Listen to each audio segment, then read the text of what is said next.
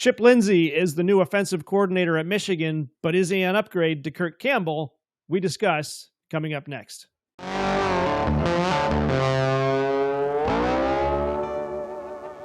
Welcome to the Point a Minute Show on Michigan football at the Voice of College Football, where we average one outstanding point for every minute of video. My name is Cliff. His name is Mac. Let's get into it. So as you know, Michigan has hired a new offensive coordinator, Chip Lindsey from the University of North Carolina, and we're hoping it's an upgrade. Michigan's offense struggled this past season, and that's probably putting it mildly, given the production from the offense of the last 3 years. Under Kirk Campbell, in 2024, Michigan's wideouts had less than 250 receiving yards and 2 or less touchdowns. Michigan had 0 games with more than 225 receiving yards.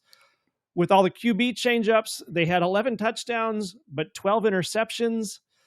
Michigan actually finished 128th out of 133. That's 5 spots from the bottom in the FBS for passing offense. 112th in scoring, and again, 128th in total offense. Not a good year for Michigan's offense. Still, those last 2 games against Northwestern and Ohio State, they put up 50 points against Northwestern, and they had a win against number 2 Ohio State. That's 4 in a row, in case anybody forgot. We'll keep reminding you. But even that couldn't save Kirk Campbell's job. Michigan now also has a total of 14 players jumping into the transfer portal, including quarterback Alex Orji, Tyler Morris, and future quarterback Jaden Denegal. Although Chase Herbstreit of Kirk Herbstreit's family, it's Kirk Herbstreit's son, is on his way in, but that's another story. So here we are 2 weeks out from the bowl game that'll probably amount to little more than a postseason scrimmage, and Sharon Moore brings in Chip Lindsey to rebuild the offense. Mac, fans have complained about Sharon Moore not taking extreme ownership of this team, but right after beating Ohio State, a game they should have lost, Moore fires Kirk Campbell. Kirk Campbell also got them 50 points against Northwestern. So is this a good sign that Sharon Moore is taking extreme ownership of the team? It is. Yeah. I think this is a sign he's taking extreme ownership. Although I want to divert real quick to 2 very quick things. One, Jaden Denegal, I think, is like a junior. So he's actually like later. I don't know if that's right, but I know he's like later in his career. So I don't know if he's a future quarterback. He should be a quarterback right now, but he's not. So he's probably transferring to try and get to that point. There you go. And then also I need to point this out real quick. Michigan finished 112th in scoring offense and 128th in total offense and still beat Ohio State's $20 million roster. I can't get over that. It's amazing. Can't say it enough. I love it. I still feel like I'm dreaming. It's amazing. But yeah, okay. So to answer your question, yeah, I think it is an example of Sharon Moore taking extreme ownership, which is good. This is what we want to see. It was kind of a rocky offseason last year. I know we got told a whole bunch of things like, we might actually be better than we were in 2023. And that turned out to be so incredibly incorrect. It's crazy. Yeah. Campbell's offense, for whatever reason, just wasn't getting it done. I think the quarterback situation was extremely poorly handled. That was a little bit confusing given the fact that Kirk Campbell himself was the QB coach before being promoted.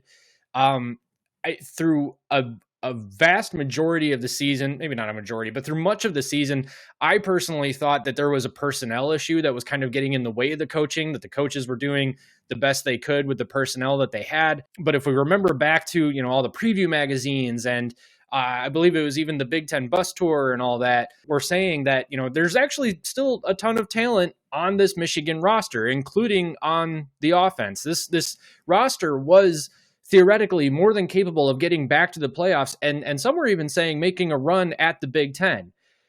That clearly did not happen. Now, is that on the players? Is that on the coaching? I don't know. How much of it was coaching, if it was coaching, which Sharon Moore seems to think it was coaching. And I think that we can kind of look back on it now and say, yeah, it probably was coaching. I guess I kind of think that it's still a little bit hard to say. I know a lot of Michigan fans are going to be like, no, Kurt Campbell was absolutely the problem. Get rid of him. But I mean, he was the quarterback's coach for was he there in 2021? I can't remember, but for the national championship run for a couple of those Big Ten championships, like, he's a smart guy. He's obviously good with quarterbacks. So to me, that means that the quarterbacks themselves must have not been very good. But then, is the quarterback not good because the offensive line wasn't as good as it could have been? I know there was a lot of issues taken with like the play calling and stuff like that on offense. I mean, I can't get over, was it the Oregon game where they were driving the ball? They had the ball on the 2-yard line or something like that. And on 4th down, they called the wide receiver, whatever, pass back to Alex Orji, and Alex Orji gets laid out by a camera crane. Yeah. I can't get over that. I can't get over that play call. That made no sense. So, and then, I mean, with every single passing week, it just, things weren't really getting better. It seemed like the only reason Michigan was ever in the Oregon game, and they were in the Oregon game into the 4th quarter there for a minute. That was purely because of the defense. And then just all of a sudden they put up 50 points on Northwestern. And I get it, it's Northwestern. But like at one point I was kind of wondering, are we going to beat Northwestern? Are we going to go to a bowl game? Because they were kind of finding ways to lose against everybody. I mean, Washington, Illinois, we could have beaten them.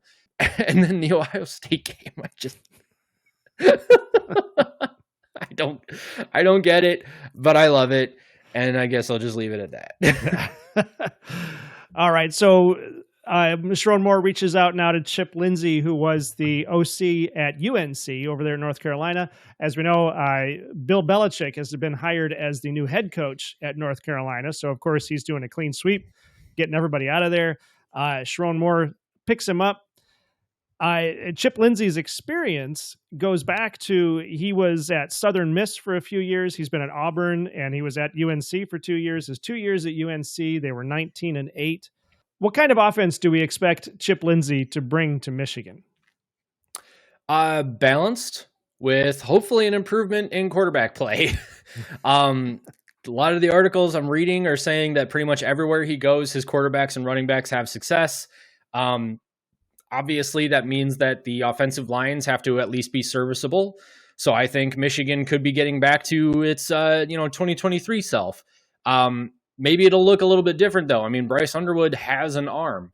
And I don't know if Michigan's like offensive philosophy is going to change, because I know Sharon Moore, I think he likes to throw it around a little bit more, and maybe, we kind of got on Harbaugh for a little bit, saying like, oh, Harbaugh doesn't like to throw the ball. He would run it on every play if he could. Well, that won Michigan a natty, so you can't really hold that against him anymore, but whatever. So will we see Michigan kind of throw the ball around a little bit more? I think that's likely. I think that's probably what you're going to get with the Chip Lindsey, Bryce Underwood duo. He coached Drake May at UNC, who is obviously a first rounder. I think what I heard is that there's some argument as to whether or not Drake May was headed in that direction anyway. But Chip Lindsey at the very least didn't ruin that for him. So there's something to be said there. I did read that his offense in 2024 averaged 32 points per game. They had 423 yards per game. They led the ACC in rushing yards per game and generated nearly 250 yards per game passing. Much better than Michigan. I'll just put it that way. I mean, UNC, I don't know if I don't know what their defense was necessarily like, but I know if that offense with Michigan's defense this year played against Illinois, Washington, Oregon, maybe Michigan's back in the Big Ten championship game. You know what I'm saying? So either way, it's an incredibly balanced attack. I think the one knock on him that I've heard is that he's not exactly a prolific recruiter. So he doesn't get a lot of recruits, but the recruits he does get have actually been some pretty big names. He landed Bo Nix when he was at Auburn. Obviously, Bo Nix transferred out of Auburn, ended up at Oregon. That's probably the best thing that could have happened for Bo Nix. And I don't think that was a Chip Lindsey problem. I think that was who was coaching Auburn at the time? Gus Malzahn? I feel like I'm going to get that wrong, and somebody's going to light me up in the comments for that. So just look that up for me while I finish what I'm saying. But then he did actually land North Carolina, a 4-star quarterback by the name of Bryce Baker for this upcoming 2025 class. So, will Bryce Baker stay at UNC with Bill Belichick coming in? I don't know. But he at least got him to North Carolina. But I mean, I figured the way I see it, so Sharon Moore is pretty good at recruiting himself. He's got a really good class coming in. So I figure if Sharon Moore can get him the players, then Chip Lindsey should be able to coach them up. And what I like about him is that he's flexible with the players too. So he believes more in scheming around the players rather than forcing the players to fit his scheme. So he's going to be a lot more flexible in what he wants to do with the offense. And it's because of that, I think that we can expect a vastly improved offense. Now, how soon is that going to happen? I'm really not sure. And the problem is this. So right now, Michigan's not being as aggressive as they need to be in the transfer portal. And like you said, they've got 14 players transferring out, one of which is a starting O-lineman. That's not good. Tyler Morris is transferring out. He's a wide receiver. He probably doesn't like the fact that he wasn't targeted very much this season. I get it. I would like to think that if Tyler Morris stays, he's got Bryce Underwood coming in next year, or Michigan lands a transfer portal QB with the new OC coming in. Maybe Tyler Morris catches a few more passes. But the thing is that Tyler Morris wasn't exactly the type of receiver that we needed anyway. If I'm not mistaken, he's actually kind of small. And so Michigan's not getting or doesn't have the big wide receivers that can win some of those 50-50 balls that make passing games so explosive and prolific. That's why Michigan likes to stay on the ground. Well, and the fact that Jim Harbaugh is a disciple of Bo Schembechler, and Bo Schembechler didn't believe in throwing anything ever. I mean, because why? And that's not true, but I like the joke. In any case, die by the run. It was die by the run. Die by the run. There you go. So in any case, yeah, with Michigan not being as aggressive in the portal, they've got this really good recruiting class coming in, but they're coming in as freshmen, right? They're inexperienced, so they're going to be young. So what's that going to look like for Michigan in 2025? And I just don't think that Michigan fans should necessarily expect that much of a turnaround in 1 year. So is this a situation where we want to kind of manage expectations and kind of expect something maybe like I actually threw out like a 9-3, 8-4 kind of situation. Although at one point I looked at Michigan's 2025 schedule and I mean, I actually saw 12 wins. I did.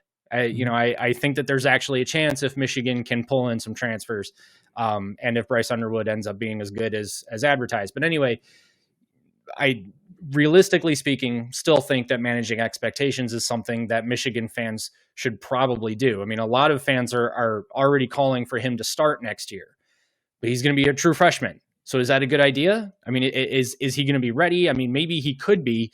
But a lot of people say like, oh, this is a quarterback that we can get on campus and he can start day one, and then they totally flounder. And it's like, well, he obviously needed to be coached up. You can't ever tell. So we just kind of got to wait and see. Yeah, it's always, or at least it feels to me like you can't take a high school senior and put him on a college campus and expect him to immediately turn around the way he was doing in high school. He had time to grow in high school, but college is a completely different experience. He's gone from being the big fish in the small pond to the little fish in the big pond. Yeah. And it just seems odd to me that anybody would expect him to do that. But that leads us to our next question. It looks like Michigan's QB room is going to be 5-star Bryce Underwood and then the other guys. And I'm not trying to diminish them. It sounds like Chase Herbstreit will be a solid quarterback. And I believe Jaden Davis is still there. So he's got some experience. At least a little bit. I believe he'll be a sophomore this coming up season, or sophomore or junior. Yeah, sophomore, I think. But the main question is, so talking about what you were just saying, will Chip Lindsey be a good fit with Bryce Underwood? Can we expect him, like you were talking about managing expectations, can we at least expect Chip Lindsey to get a good relationship with Bryce Underwood and be able to coach him up? Yeah, so real quick, it was Gus Malzahn who was at Auburn when Bo Nix was there. So I think that was more of a Gus Malzahn problem than it was a Chip Lindsey problem. But anyway, right. Yeah, so I think that the Bryce Underwood-Chip Lindsey duo will work. I think that it is going to be a good fit. Bryce Underwood, there's actually kind of an interesting story about this. So Bryce Underwood himself actually gave his seal of approval on the hire And then a 2027 quarterback that Michigan's actually going for also gave his seal of approval on it as well. He's apparently already got a relationship with Chip Lindsey. So it sounds like, what's his name? Trey Taylor. It sounds like Michigan might actually have a couple of solid quarterbacks coming in over the next couple of years. I mean, they've got Brady Hart next year, I believe it is, and then Trey Taylor. So Brady Hart. Oh goodness, did Brady Hart decommit? Oh, I can't remember. I think he did. Yeah, yeah, he Brady decommitted Hart when decommitted. Bryce Underwood committed. Yeah, that's right. But in any case, I mean, they've got Bryce Underwood this year. I mean, they'll have a 2027 quarterback. Hopefully, if they can pull Trey Taylor in, that would be cool. But the interesting thing about Bryce Underwood, so there's an article on a website called Bro Bible. So it talks about how Bryce Underwood was actually more or less consulted in the hiring of Chip Lindsey. So he apparently, Bryce Underwood did, he spoke with all of the offensive coordinator candidates and said that Chip Lindsey, he felt, gave him the best chance at getting to the NFL. So, this article makes the point, which kind of crossed my mind. It's a little strange for Michigan to be asking this high school player, this freshman, who hasn't played a single snap at Michigan, whether or not he wants this particular OC hire. But then again, Michigan spent $12 million on the kid, so they probably want to do everything they can to keep him at Michigan for the long haul.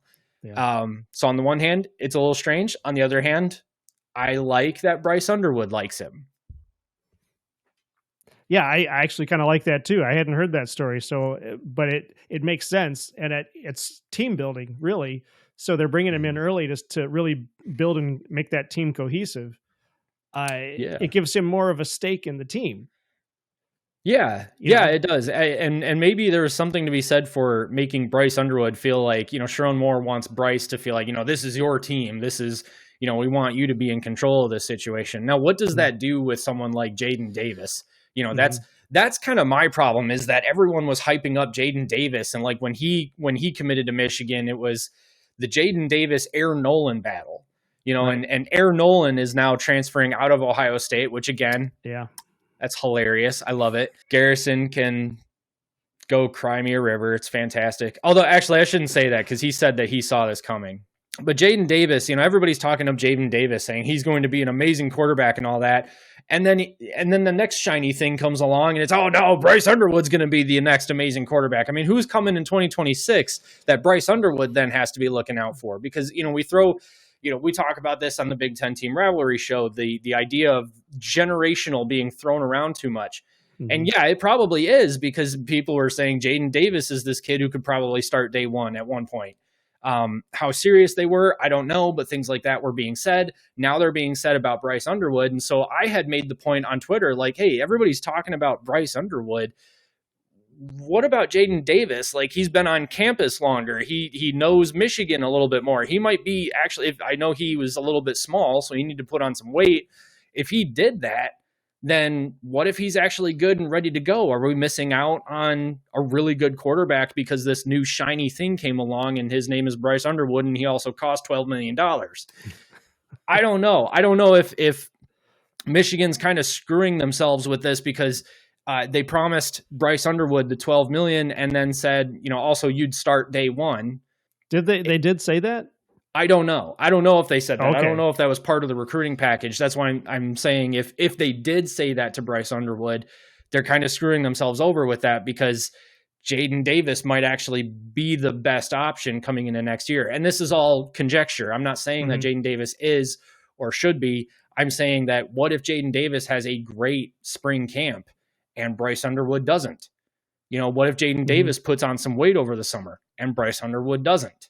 I don't know. These are just kind of the things. I think that I'm a little concerned that Michigan and the fans especially are putting too many eggs in one basket with Bryce Underwood, especially when they kind of did the same exact thing with Jaden Davis a year ago. Yeah, well, and that's where I think that whole experience thing comes into play. It may be better for Jaden Davis to be the starter because he's at least got some experience on that big house stage, and Bryce Underwood doesn't. Bryce Underwood could potentially come in and freeze because all of a sudden he's got 115,000 people staring at him, which he's never had before. And it would be good if he could work under Jaden Davis for a while, and so he's the backup for year one, and then maybe he's the starter for year two because maybe, Jaden moves on or who knows what. But yeah, I think you almost need that. And I'm also hoping, I'm hoping that Bryce comes in and he's a lot more like a JJ McCarthy, where, if he is the starter, if he does win that spot, that he's going to be, again, when he's pulled in the fourth quarter, because, they're ahead by 2 scores, that he's cheering on 2 or 3, whatever it takes. That he's cheering on the backups in every play they make, because that's what JJ did. He was the first guy to do high fives and hugs and all that with the backups when they made a great play. So maybe we'll get that out of Bryce Underwood and Jaden Davis. That would be nice. I don't think that, Jaden Davis hasn't even really gotten a shot himself. He had one or 2 snaps, I think, against Northwestern, and one was handing the ball off for, was it Tavi or Dunlap who scored? I can't remember. But Jaden Davis hasn't really gotten his shot either. So I don't know that we really know what Jaden Davis is capable of. So my issue is that, they're bringing in Bryce Underwood with all of this hype, and maybe he's totally worth the hype. Maybe he is actually that good.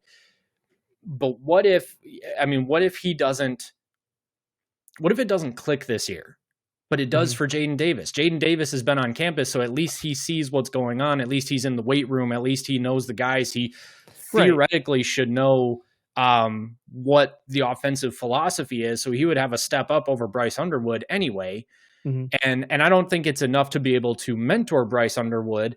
I just think that you want to diversify.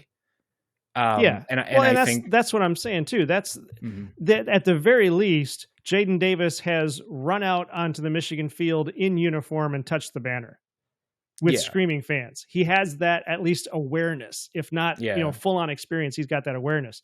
Bryce Underwood doesn't have that. So that's what I feel like. And maybe I'm thinking differently than what these guys think now, but I feel like Bryce Underwood will come out there day one, hear the screaming fans, touch the banner, and just be either so excited or so overwhelmed that he won't play to the level he was playing at in high school, which is fine. That's nothing against him. That's just, that's life. And then, he gets, but then, a couple of games in, he's got that under his belt, and then he's playing well, hopefully. I don't know. You don't really see that as much anymore, though. Maybe you don't, but it just, they are kids. He's going to be 18 years old. Yeah, but think about it. He's for the last couple of years at least already had an incredible amount of media attention. He's already got screaming fans. Everybody knows his name. And he made $12 million without throwing a single pass in college. Yeah. So I don't know. He's definitely got the talent. He's got the talent. Well, and the question is whether or not he's worth it. But then, in terms of pressure, is he going to walk out on the field and freeze?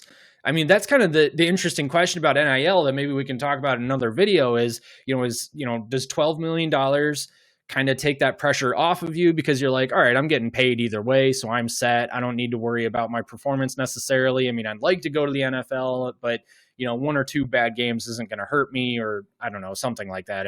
Maybe he'll phone it in, but he's just got that much natural talent that he'll get there anyway.